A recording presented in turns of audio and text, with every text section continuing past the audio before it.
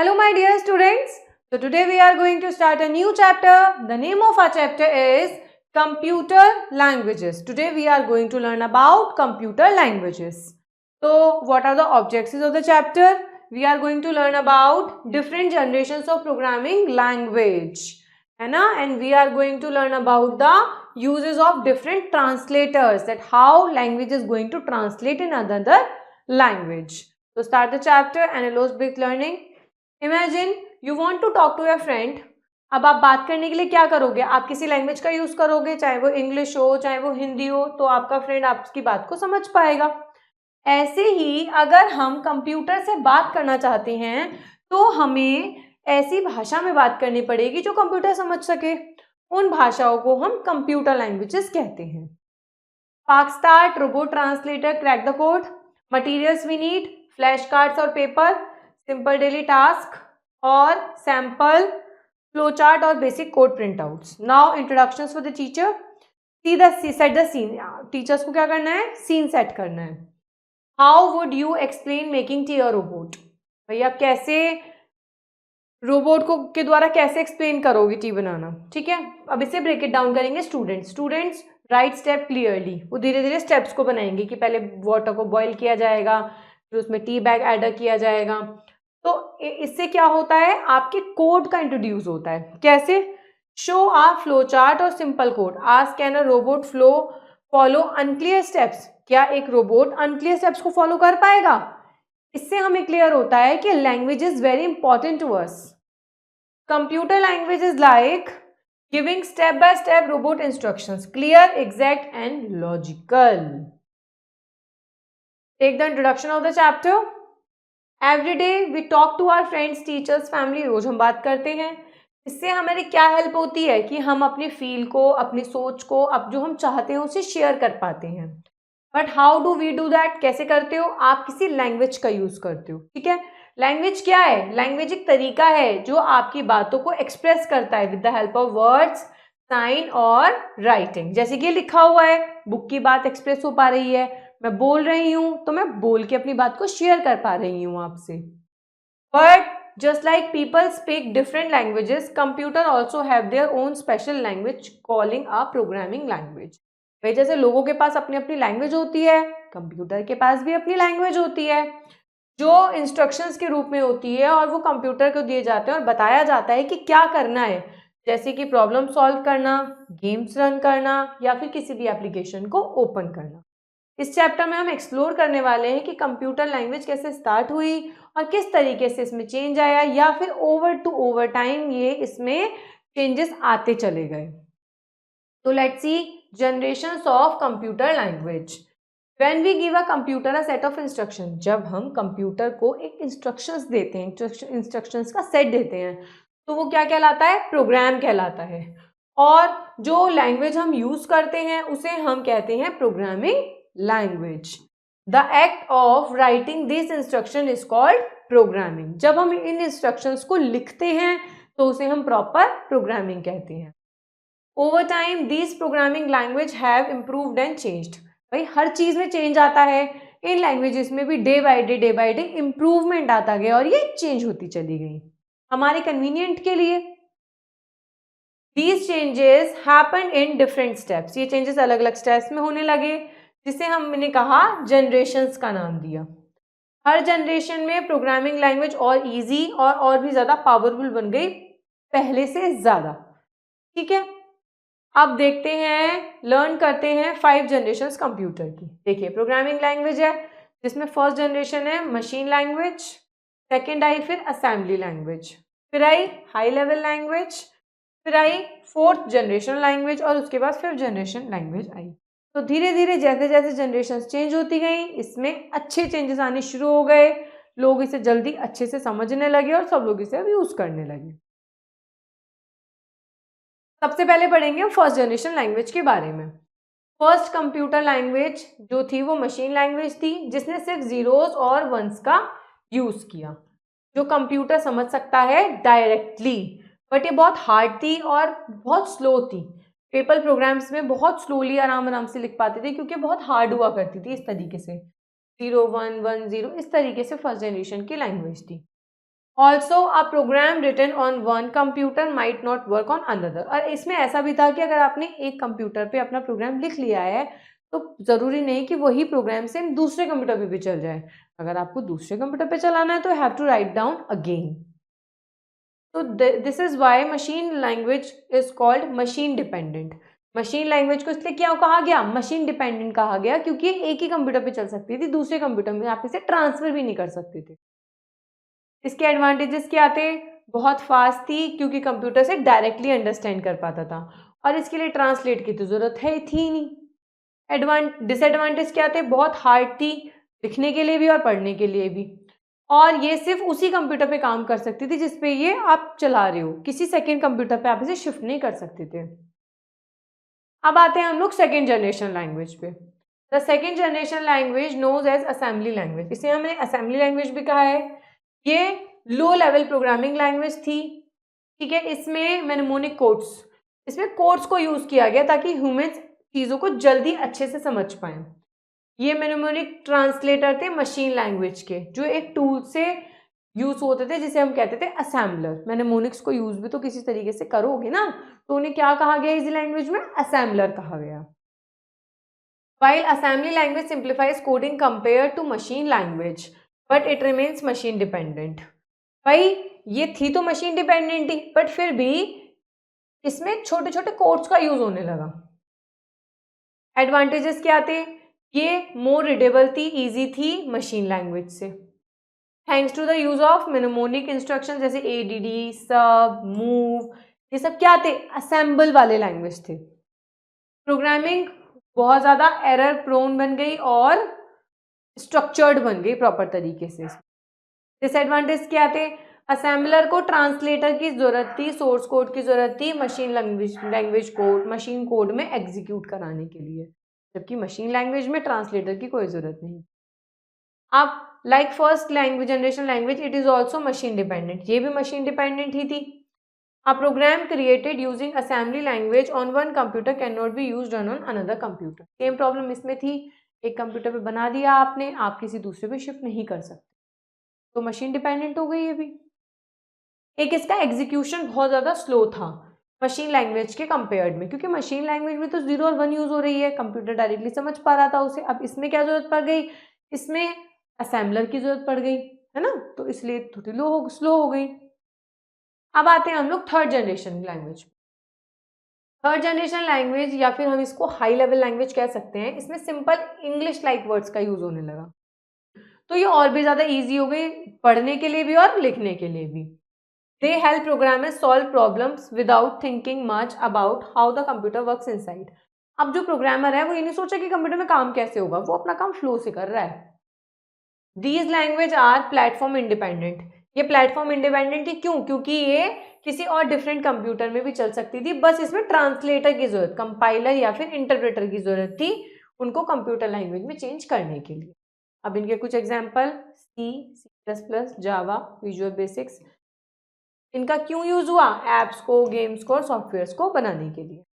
What are the advantages of it, ये language easy to learn थी, understandable थी और इंग्लिश के क्लोजर थी। इंग्लिश आने लगी लैंग्वेजेस के अंदर तो लोग ज़्यादा इसको समझने लगे।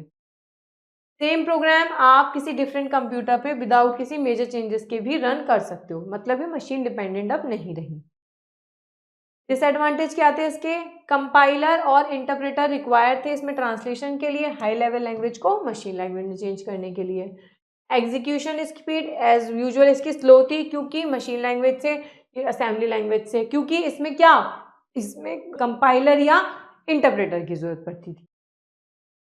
Now come to the click and learn, read the statement below and identify the mistake in each one, then write the correct term. Okay, assembly language use English sentences like if, score, go, then grade। तो इसमें mistake कहाँ पे है, assembly language, इसमें assembly language की जगह क्या आएगा, हाई लेवल लैंग्वेज।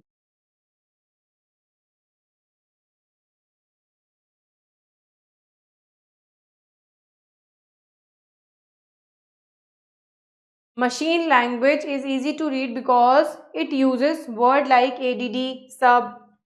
इसमें गलती है मशीन लैंग्वेज की, क्योंकि मशीन लैंग्वेज ने ये सब चीज़ें यूज ही नहीं करी, ये यूज करी हैं असेंबली लैंग्वेज ने।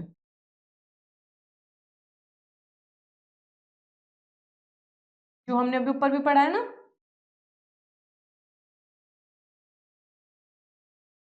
High level languages don't need a compiler interpreter.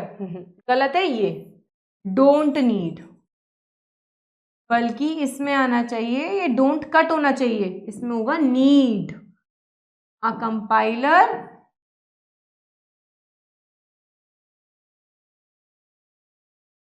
और इंटरप्रेटर।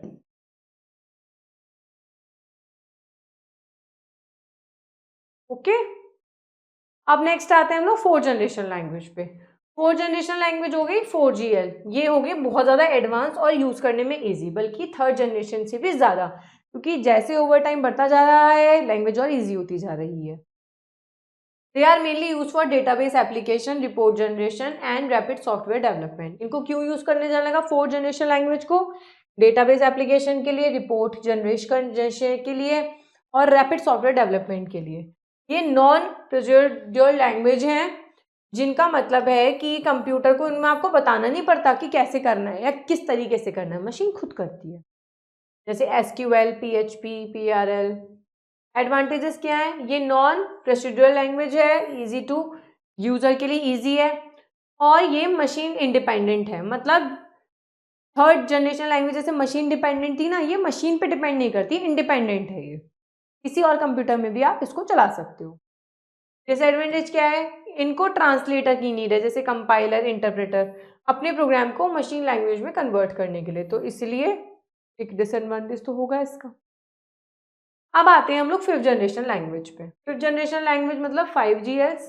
ये मोस्ट मॉडर्न लैंग्वेज है, इसमें आर्टिफिशियल इंटेलिजेंस का यूज़ किया गया है, NLP का यूज़ किया गया है, और ANN मतलब आर्टिफिशियल न्यूरल नेटवर्क का यूज़ किया हुआ है। ये लैंग्वेज बहुत स्मार्ट है, बहुत पावरफुल है, आपकी सारी जनरेशन लैंग्वेज से सबसे आगे है ये हेल्प करती है स्ट्रॉन्ग और स्मार्ट सॉफ्टवेयर क्रिएट करने में बहुत कम कोडिंग के साथ। ये इसके अंदर बिल्ट इन टूल हैं जो उसे बहुत ज़्यादा ईजियर बना देते हैं एप्लीकेशंस बनाने के लिए। इंटरेस्टिंग फैक्ट है, AI languages help computer solve problem like in giving them a special brain for puzzles. मतलब AI लैंग्वेजेस जो होती है ना, वो कंप्यूटर की प्रॉब्लम्स को भी बहुत इजीली सॉल्व कर देती है। एग्जाम्पल क्या है इनके? मर्क्यूरी, OPS5, प्रोलोग, ये सब फिफ्थ जनरेशन लैंग्वेज की एग्जाम्पल्स।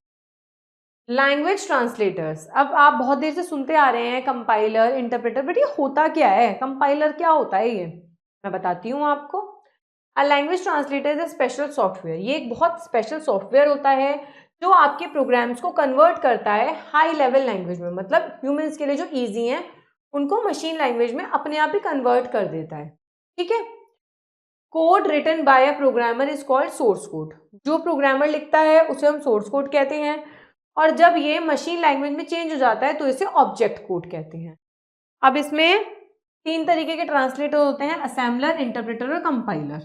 लैंग्वेज ट्रांसलेटर तीन टाइप के होते हैं, अब इनके बारे में हम पढ़ते हैं तीन टाइप के क्या क्या होते हैं। असेंबलर, असेंबलर कन्वर्ट करता है प्रोग्राम जो असेंबली लैंग्वेज में लिखा हुआ होता है। असेंबली लैंग्वेज में बिल्कुल शॉर्ट और मेनेमोनिक्स लिखे होते हैं, इसको मशीन लैंग्वेज में चेंज करता है। कंपाइलर क्या करता है? ये कन्वर्ट करता है कंप्लीट प्रोग्राम को, हाई लेवल प्रोग्राम को मशीन लैंग्वेज में एक बार में, बिफोर द प्रोग्राम रन्स। ये सारी एरर्स आपको एक साथ दिखाता है, कंपाइलर वन टाइम में एट वंस करता है। जबकि जो इंटरप्रेटर होता है वो क्या करता है? हाई लेवल लैंग्वेज को मशीन लैंग्वेज में चेंज करता है, बट ये करता है लाइन बाय लाइन। ये हर लाइन पे आपको एरर शो करेगा एट रैंडम आपको, आप जब तक उस एरर को फिक्स नहीं कर दोगे, ठीक नहीं कर दोगे, तो ये नेक्स्ट में नहीं मूव करेगा। ठीक है, that's why it's work slower then a compiler. Interpreter धीरे धीरे काम करता है, कंपाइलर एक बार में बता देता है तो जल्दी काम कर लेता है। Now come to the click and learn. Read the clue and write the name of the language translator. Okay, I convert the full program at once and show all errors together. हमने कहाँ पढ़ा था? Compiler, right? तो कौन है ये? Who am I? I am compiler. I use zeros and ones. I'm very fast but hard to write. That is machine language. है ना, मशीन लैंग्वेज ये तो बहुत हार्ड होती है. I let users say what to do, not how. I am used for reports and database. ये हमारी हो गई 4th जनरेशन लैंग्वेज. भाई इसमें तो ये हमने पढ़ा था.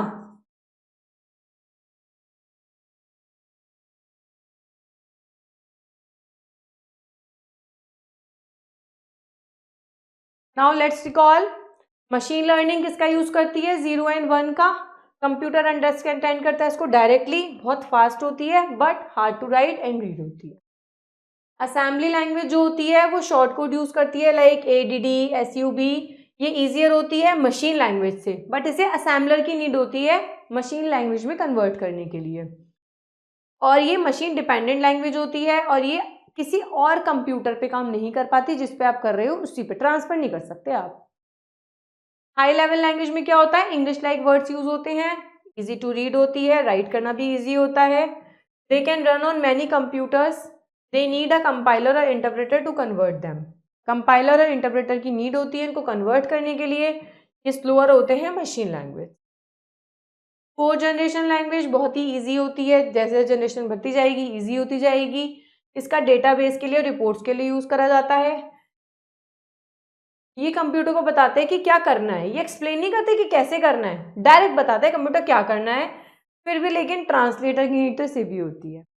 बस एक मशीन लैंग्वेज होती है जिसे ट्रांसलेटर की नीड नहीं होती. जितनी लैंग्वेज अब तक बन रही हैं, everyone needs translator. 5th generation language में AI यूज हुआ है, स्मार्ट टूल यूज हुआ है. बहुत लिटिल कोडिंग से बड़े बड़े प्रोग्राम्स बना देते हैं. इसमें स्मार्ट एप्स बन सकती हैं. ये NLP मतलब नेचुरल लैंग्वेज को भी समझता है ये, जिसमें प्रोलॉग, मर्करी एग्जाम्पल है. ट्रांसलेटर क्या करते हैं? आपके प्रोग्राम को मशीन लैंग्वेज में चेंज कर देते हैं. जो आप प्रोग्रामर लिखता है उसे सोर्स कोड कहते हैं और कंपाइलेशन के बाद ये ऑब्जेक्ट कोड हो जाता है.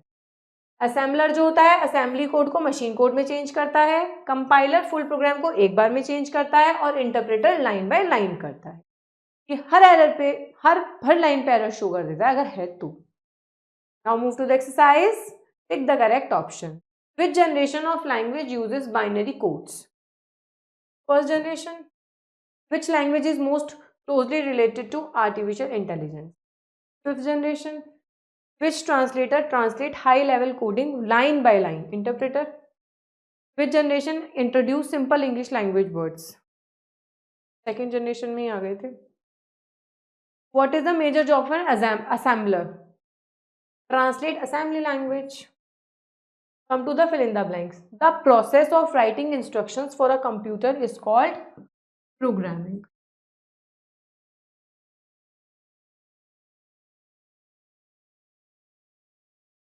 A program written in high level language needs a compiler.